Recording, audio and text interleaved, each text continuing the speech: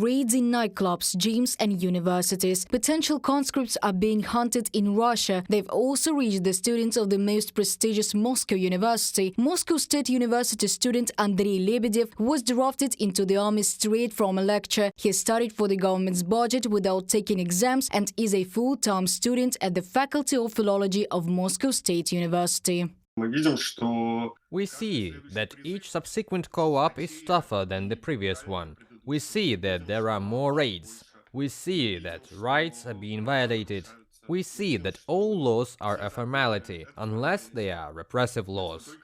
Students are given summonses in classrooms and on the streets. In Moscow, the Military Registration and Enlistment Office sent a master student who had received a deferment from the army to serve. He was detained on the street as a draft dodger.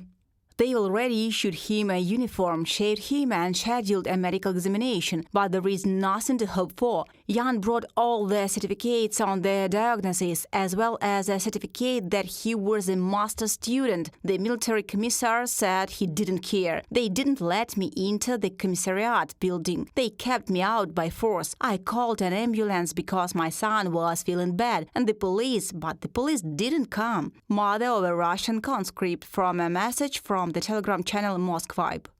By law, students at Russian higher educational institutions have the right to a deferment from military service until the end of their studies. You just need to bring a certificate to the Military Registration and Enlistment Office, but they come up with various reasons not to issue a deferment document. 19-year-old Oleg Ivanov from the Rostov region, in his second year of technical school, went on academic leave and he went to work in Moscow. Security forces raided the hostel where he lived and, in fact, kidnapped the guy. Where he is now is unknown. Oleg's mother wrote a statement to the police about her son's abduction.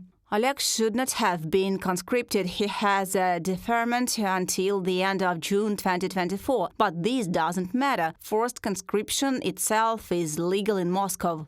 Elena Popova, human rights activist of the Conscientious Objectors movement, from a message from the Telegram channel Astra. The hunt for potential mobilized or contract soldiers does not stop in the country either. Migrants and representatives of national minorities are especially vulnerable. Human rights activists of the Go by the Forest movement reported a police raid in the village of Verkhnya Selki near St. Petersburg. Several dozen Romani people were detained there. 20 of them were brought to administrative responsibility for violating order, and 35 detainees were given summonses. There is a very aggressive campaign to attract more and more contract soldiers by placing billboards, putting all sorts of leaflets in post boxes promising a lot of money, thousands of millions of rubles, whatever you want. Just please come to the Military Registration and Enlistment Office and sign a contract. This is happening actively, but apparently does not bear any fruit.